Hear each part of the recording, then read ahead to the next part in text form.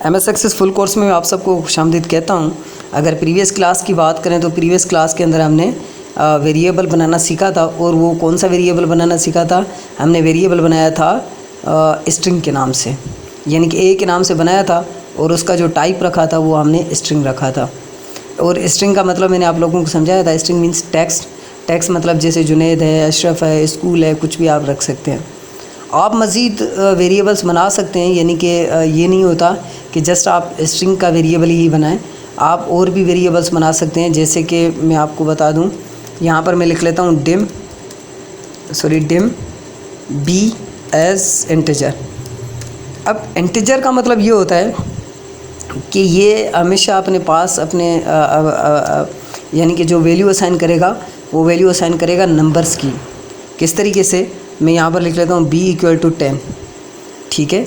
मैं यहाँ पर कर लेता हूँ a, और यहाँ पर जो है ऐसा कर लेते हैं कि मैं यहाँ पर, क्योंकि मैं इसमें कॉन्केटिनेट करवा के देखता हूँ। वैसे कॉन्केटिनेट तो यानी कि थोड़ा मसला करता है, मगर अभी देखते हैं कि ये कॉन्केटिनेट का काम कर रहा है या नहीं कर रहा। तो इसको मैंने b यहाँ पर रख दिया और b को वैल्यू असाइन कर दी 10। तो एक बार हम इस प्रोग्राम को चला कर देखते हैं। यहाँ पर F5 करते हैं और मैं इसको थोड़ा जूम करता हूँ। जूम करने के बाद क्लिक करते हैं तो ये देखें जुनैद और 10 यहाँ पर लिखा हुआ आ रहा है। अच्छा, यानी कि आप वेरिएबल अगर आप डिफ़ाइन करना चाहते हैं तो आप कर सकते हैं। और इसका मैंने एक सिंपल सा मिसाल दिया था आप लोगों को। आई थिंक कि अगर आप लोगों ने मेरी यानी कि जो एक कैलकुलेटर बनाया था एक पीछे प्रीवियस क्लास के अंदर, मैंने एक चीज़ क्लास के अंदर बताया था, तो उसमें मैंने ये चीज़ थोड़ी सी आप लोगों को समझाई थी। आई थिंक कि इतनी ज़्यादा डीपली नहीं थी, मगर कुछ यानी कि था कि मैंने आप लोगों को समझाया था कि किस तरीके से कर सकते हो। अब अगर मैं देखें एक और वेरिएबल बना दूँ, यहाँ पर डिम CS डबल भी होता है। आप अगर यानी कि कोई पॉइंटिंग वैल्यू पास करना चाहते हैं तो वो भी कर सकते हैं। अगर कोई नंबर वैल्यू जस्ट पास करना चाहें तो वो भी कर सकते हैं। तो आप डबल में लिखना चाहें तो डबल में लिख सकते हैं, इंटीजर में लिखना चाहें तो इंटीजर में लिख सकते हैं।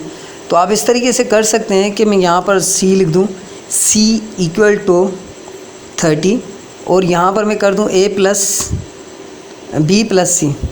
इस तरीके से हो सकता है कि ये B और C जो है ये दोनों प्लस हो जाएं, और फिर ये जो जुनैद लिखा हुआ आ रहा है यानी कि जो भी वैल्यू है उसके साथ आ जाए। और यहाँ पर इस तरीके से हम लिख सकते हैं कि यहाँ पर मैं लिख दूँ रिज़ल्ट, ठीक है, रिज़ल्ट। और इस तरीके से मैं थोड़ा सा कर सकता हूँ काम।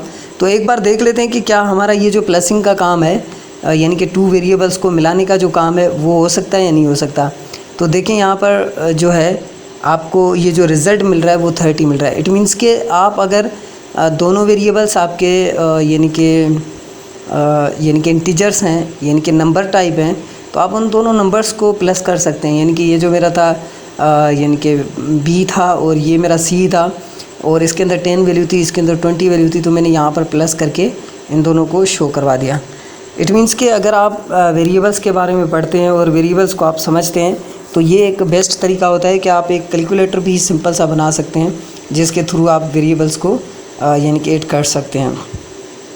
वैसे भी बहुत सारे एग्जांपल्स हैं वेरिएबल्स के, यानी कि वेरिएबल्स को आप मज़ीद बहुत सारी चीज़ें, वेरिएबल्स हमारे बहुत ज़्यादा इस्तेमाल में आने वाले हैं। इस तरीके से भी हो सकता है कि देखें, अब मैं आपको एक चीज़ बता दूं कि यहाँ पर ये जो टैक्स वैल्यू है, इस टैक्स की वैल्यू जो है, इस टैक्स की वैल्यू मैं यहाँ पर शो कर रहा था डायरेक्ट टैक्स वैल्यू 1। अब अगर मैं इसकी वैल्यू, ये जो मेरा टेक्स्ट बॉक्स 1 है, देखें यहाँ पर मैं लिख लेता हूँ टेक्स्ट बॉक्स 1.value। इसकी वैल्यू अगर मैं यानी कि A के अंदर रखना चाहूँ, ये जो मेरा A है इसके अंदर, ये जो मैंने A वेरिएबल बनाया हुआ है इसके अंदर रखना चाहूँ तो मैं रख सकता हूँ। रखने के बाद आप टेक्स्ट को नहीं, A को कॉल करवा दें, तो A के अंदर जो वैल्यू आएगी टेक्स्ट वन की वैल्यू जो आएगी, जो भी आप देंगे, तो वो आपके मैसेज बॉक्स के अंदर आपको यानी कि कॉल हो जाएगी। किस तरीके से देखें, अब मैं यहाँ पर एक बार इसको चलाता हूँ। चलाने के बाद यानी कि ये जो वैल्यू है, अभी ये जो इसके अंदर रिज़ल्ट 30 लिखा हुआ है, गेट करके देखते हैं। देखें आपके सामने आएगा welcome sir result 30। It means कि आप वेरिएबल की वैल्यू, यानी कि मैं यहाँ पर दे देता हूँ मी वेरिएबल VER, ठीक है, मी VER यानी कि मैं वेरिएबल हूँ। अब देखें इस टेक्स्ट बॉक्स की वैल्यू एक वेरिएबल में सेव हो जाएगी और वेरिएबल को जैसे मैं कॉल करूँगा तो यहाँ पर लिखा हुआ जाएगा मी वेरिएबल। इट मीन्स कि आप यानी कि किसी टेक्स्ट बॉक्स की वैल्यू वेरिएबल में दे सकते हैं।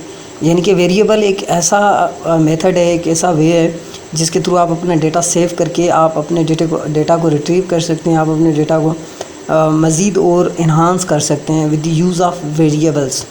ठीक है, आई थिंक सो कि आप सबको क्लियर हो गया होगा कि what are the variables are changeables, why the variables are changeables. देखें वेरिएबल्स क्यों चेंजेबल्स होते हैं, इसलिए होते हैं ताकि देखें मैं अगर यहाँ पर लिख दूँ ना B+B, तो अब इसको समझ में नहीं आएगा कि कौन सा +B कह रहे हो, नहीं इस तरीके से, ठीक है। मैं अगर कर दूँ ना तो वो समझेगा ही नहीं, सर आपके पास तो 2 B हैं, इनमें से मैं 10 शो करूँ या मैं 20 शो करूँ। इट मीन्स कि यहाँ पर जो कंपाइलर होगा, यहाँ पर जो डिबगर होगा, यहाँ पर जो ट्रांसलेटर होगा वो परेशान हो जाएगा, क्योंकि कंप्यूटर जो होता है वो 1 बाय 1 चीज़ों को समझने की कोशिश करता है। तो इसमें से 2 नाम एक जैसे, तो इसमें ये हो जाएगा कि किसको कॉल करना है, तो फिर ये कोई भी गलत दे सकता है। इट मीन्स कि मैं चाह रहा था कि वेरिएबल ए की वैल्यू फर्स्ट वाले की वैल्यू आ जाए 10 और इसने दे दिया इन सपोज़ करो 20। तो देख लेते हैं कि क्या इसका आंसर क्या आता है। देखें अब मैं इसको क्लिक करता हूँ, क्लिक करने के बाद यहाँ पर क्लिक करते हैं तो यहाँ पर देखें 20 दे दिया। इट मीन्स कि मैं तो चाह रहा था कि मुझे वेरिएबल यानी कि जो फर्स्ट था उसकी वैल्यू चाहिए थी, इसने मुझे लास्ट वाली वैल्यू दे दी। तो वेरिएबल्स आर चेंजेबल्स इसलिए होते हैं ताकि हम जिस वेरिएबल को कॉल करें वो वेरिएबल आसानी से अंडरस्टैंड कर पाए और यहाँ पर आ जाए। और यहाँ पर यानी कि VBA के अंदर तो इसका एरर नहीं आता, और अगर आप दूसरी किसी लैंग्वेज को यूज़ करते हैं जैसे C# को यूज़ करते हैं या किसी जावा को इस्तेमाल करते हैं या किसी और लैंग्वेज को इस्तेमाल करते हैं तो वहाँ पर इशू आ सकता है इसका, और इशू आएगा C लैंग्वेज के अंदर या कोई भी प्रोग्रामिंग के अंदर। सो आज के लिए इतना ही, नेक्स्ट क्लास में मिलते हैं। और उससे पहले मैं एक छोटी सी अनाउंसमेंट कर देता हूँ कि मैं अभी जो है मैंने जैसे C# का भी कोर्स अभी मेरा डिले है, तो आप प्लीज़ उस वहाँ पर विज़िट कर सकते हैं। और अभी मैं सॉफ्टवेयर डेवलपमेंट्स का कोर्स स्टार्ट कर रहा हूँ, वो भी आप विज़िट कर सकते हैं। और आप सबसे ये है कि अगर आप मेरे ये वीडियोस देख रहे हैं तो कमेंट बॉक्स में बताएं कि मुझे कौन सी लैंग्वेज यहाँ पर ऑनलाइन आप लोगों को पढ़ानी चाहिए। सो जो लैंग्वेज आप कहेंगे उस लैंग्वेज को मैं आप लोगों को पढ़ाऊँगा। पहले तो इसको बिल्कुल क्लियरली समझने वाले हैं, इट मीन्स कि इसको देखने वाले हैं कि इसकी VBA कितनी है, क्या क्या काम आ सकता है। सो आज के लिए इतना ही, नेक्स्ट क्लास में मिलते हैं, तब तक के लिए अपना ख्याल रखिएगा। अल्लाह हाफ़िज़।